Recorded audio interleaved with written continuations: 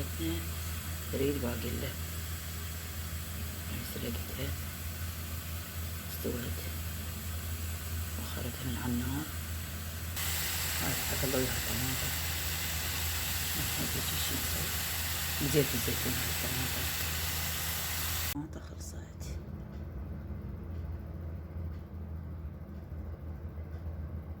تصير كلش طيبة بزيت الزيتون. غدايا كمل.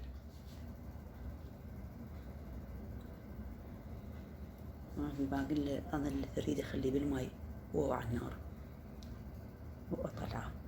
بالنسبة للباقلة فلستها وقليت بيض بزيت الزيتون، حمست بصل وخليتهن. هذا نعناع مو بطنج، أنا أخلي نعناع.